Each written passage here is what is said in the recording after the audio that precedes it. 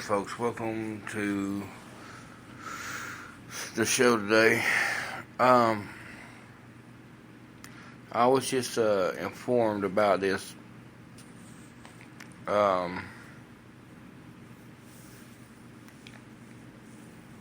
executive order, which I went to the WhiteHouse.gov and found it. It was released on July 1st, 2016. Executive Order, United States Policy on Pre- and Post-Strike Measures to Address Civilian Casualties in U.S. Operations Involving the Use of Force. Okay, so this executive order, it says that under United States Policy on Pre- and Post-Strike Measures to Address Civilian Casualties in the U.S. Operations Involving the Use of Force. Okay, no other news agency I've heard has put this out, so I'll be the first. By the authority vested in me by the President, by the authority vested in me as the President by the Constitution and laws of the United States of America, I hereby direct as follows. Section 1. Purpose. The United States policy on civilian casualties resulting from U.S. operations involving the use of force in armed conflict or in the exercise of the nation's inherent right of self-defense is based on our national interests, our values, and our legal obligations. As a nation, we are steadfastly committed to complying with our obligations under the law of armed conflict, including those that address the protection of civilians, such as fundamental principles of necessity, humanity, distinction, and proportionality. The protection of civilians is fundamentally consistent with the effective, efficient, and decisive use of force in pursuit of U.S. national interests. Minimizing civilian casualties can further mission objectives, help maintain the support of partner governments, and vulnerable populations, especially in the conduct of counterterrorism and counterinsurgency operations, and enhance the legitimacy and sustainability of U.S. operations critical to our nation's security.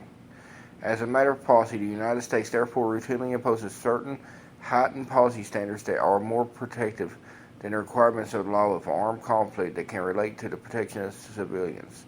Civilian casualties are tragic and at times of unavoidable consequences of the use of force in situations of armed conflicts or in the exercises of a state's inherent right of self-defense.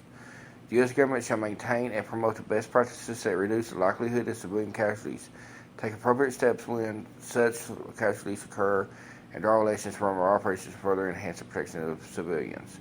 Policy, Section 2 Policy, in furtherance of U.S. government efforts to protect civilians in U.S. operations involving the use of force in armed conflict or in the exercise of the nation's inherent right of self-defense, and with a view toward enhancing such efforts, relevant departments and agencies shall continue to take measures in present and future operations. Subsection A. In particular, relevant agencies shall, consistent with mission objectives and applicable law, including the law of armed conflict, subsection 1,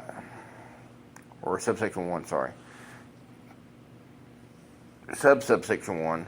Trained personnel commiserate with their responsibilities for compliance with legal obligations and policy guidance that address the protection of civilians and of implementation of best practices that reduce the likelihood of civilian casualties, including through exercises, pre-deployment training, and simulations of complex operational environments that include civilians.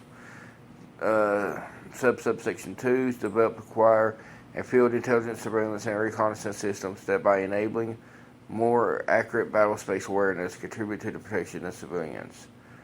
Okay, so they're going to say that they're going to call it an exercise when they are actually attacking U.S. cities. Develop, acquire, and field weapons systems and other technological capabilities that further enable the discriminate use of force in different operational contexts. Take feasible precautions in conducting attacks to reduce the likelihood of civilian casualties, such as providing warnings to the civilian population unless the circumstances do not permit. Adjusting the timing of attacks, taking steps to ensure military objectives and civilians are clearly distinguished, and taking other measures appropriate to the circumstances, and conduct assessments to assist in the reduction of civilian casualties by identifying risk to civilians and will elevate force efforts to reduce risk of civilians.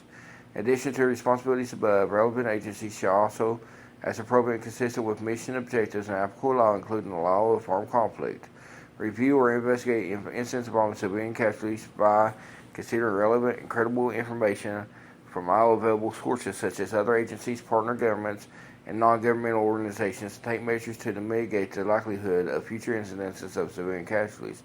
acknowledge U.S. government responsibility for civilian casualties and offer condolences, and including ex gratia payments to civilians who are injured or to the families of civilians who are killed. Okay.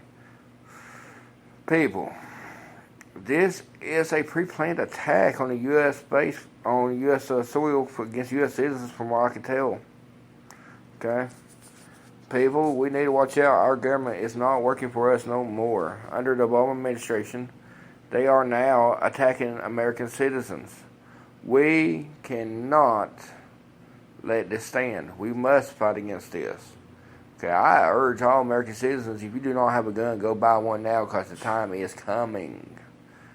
It is coming for an attack on our American soil by American troops.